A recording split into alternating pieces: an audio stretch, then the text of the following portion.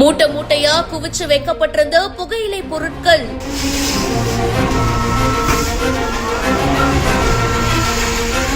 என்னது, இது மட்டும் 300 கிலோவா?